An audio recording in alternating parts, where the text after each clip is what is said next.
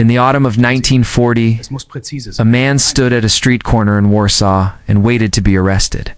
He was not a criminal. He was not fleeing anything. He was not confused or desperate or broken by the occupation that had consumed his country. He was calm. He was prepared. He had a forged identity card in his pocket, bearing a name that was not his own.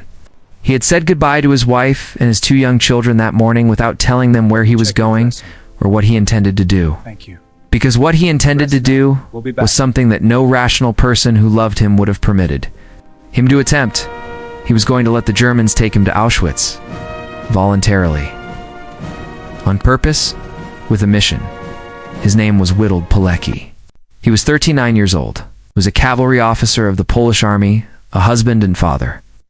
A landowner from the eastern borderlands of a country that had ceased to exist as a legal entity 11 months earlier, consumed on one side by the Nazi German invasion of September 1939, and on the other by the Soviet invasion that followed 17 days later, partitioned between 2 totalitarian systems whose ideological differences were, from the perspective of the Polish people, caught between them, largely irrelevant to the shared experience of systematic destruction they inflicted. Poland had been erased from the map.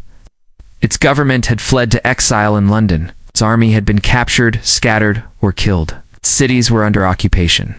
Its Jewish population, 3.5 million people, the largest Jewish community in Europe, was being subjected to a campaign of persecution and murder, whose ultimate destination neither they nor the world yet understood with the full, terrible clarity that would come later, and its resistance movement was organizing in the rubble of defeat.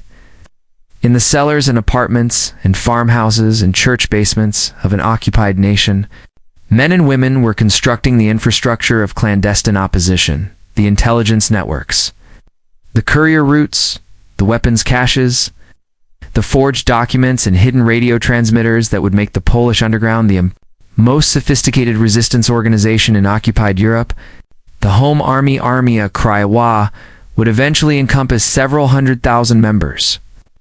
Operating under the authority of the Polish government in exile and maintaining the legal continuity of the Polish state through the years of occupation, with a stubbornness that German administrative authority repeatedly attempted and repeatedly failed to extinguish. Within this resistance, Pilecki served as an officer of unusual initiative, unusual courage, and an unusual willingness to volunteer for missions that other men, calculating the odds, declined. In September 1940, the German occupiers were operating a new camp in the WWII, in the town of Auschwitz, 40 miles west of Krakow, a camp that had been established in the summer in the buildings of a former Asklaya Polish army barracks and was already receiving transports of prisoners from across occupied Poland. Its German name was Auschwitz. Its initial function, in the minds of the SS administrators who ran it, was the detention and destruction of the Polish intellectual and military elite, the officers, the priests, the lawyers, the political leaders whose elimination was a prerequisite for the complete subjugation of Polish society. That German occupation policy required reports were reaching the resistance in Warsaw.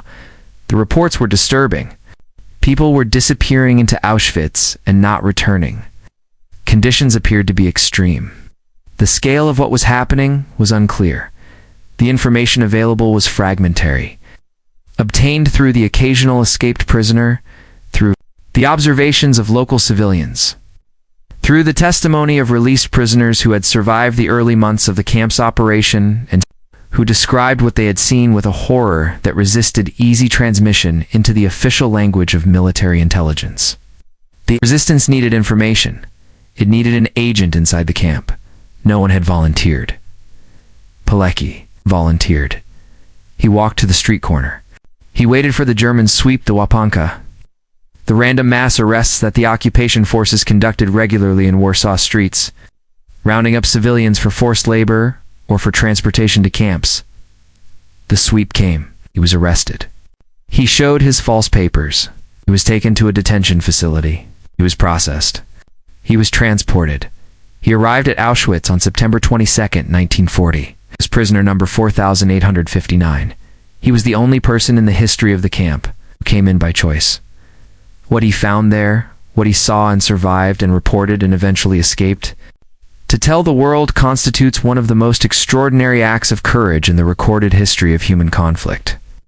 Not the courage of a soldier in battle, which is real and demanding, but is supported by the company of comrades and the immediate visible goal of killing the enemy before the enemy kills you. The courage of a man alone in the most dangerous place on earth, maintaining a false identity, building an underground resistance organization inside the walls of a Nazi death camp, and sending intelligence reports out through channels so fragile that discovery of any link in the chain would have meant torture and death. He would survive Auschwitz. He would escape. He would fight in the Warsaw Uprising. He would survive the war, and then the country he had given everything to protect would murder him. This is the story of Witold Pilecki, the man who chose. Auschwitz, the borderlands of eastern Poland in the early 20th century, were a landscape that produced particular kinds of people, the Kresy, the eastern marches of the Polish-Lithuanian Commonwealth, the territories that for centuries had constituted the fluid, contested boundary between Polish Catholic culture and the Orthodox Slavic world to the east was a region of extraordinary ethnic and cultural complexity, where Polish, Ukrainian, Belarusian, Lithuanian, Jewish, and Russian communities lived in proximity, in occasional harmony, and frequent tension, shaped by a common experience of imperial pressure and the particular patriotism of people who understand that identity is something that must be actively defended rather than passively inherited. Witold. Pilecki was born on May 13, 1901, in Olenice, in the Karelia region of the Russian Empire, where his family, like many Polish noble families of the period, had been settled by Russian imperial policy as part of the systematic displacement of Polish elites following the failed uprisings against Russian rule that had marked the 19th century.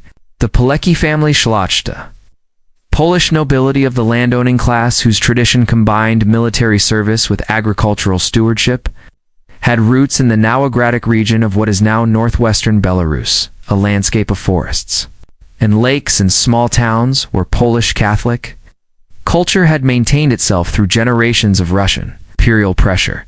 He grew up in a family shaped by patriotism as a lived value rather than an abstract sentiment. The Pileckis were not patriots in the comfortable, ceremonial sense of people whose national pride cost them nothing. They were patriots in the specific sense produced by living under foreign occupation, people who had internalized the understanding that national identity requires active defense, that the culture and language and faith that define a people will not survive without the deliberate effort of the people who carry them. The memory of the great uprisings against Russian rule -1830-1863 was not. In families like the Pileckis, the remote historical memory of events in textbooks, it was family history, ancestor history, the accumulated record of what it had cost previous generations to be Polish in a world that periodically tried to make being Polish impossible, or illegal or fatal. His father Julian and his mother Ludwika raised their children in this tradition. Catholic faith and Polish patriotism were not separable in this household, and in this culture, they were a single integrated identity, mutually reinforcing, each drawing from the other, the strength that each required. Church was not merely the institution that administered sacraments. It was the keeper of Polish language and culture through the darkest years of the partition era. The institution that had maintained Polish identity when the Polish state had ceased to exist as a political reality. The faith that Pilecki carried throughout his life, the faith that his later prison writings reveal as genuine, deeply held, and central to his understanding of both his mission and his capacity to endure what that mission required, was not a Sunday performance. It was the architecture of a life.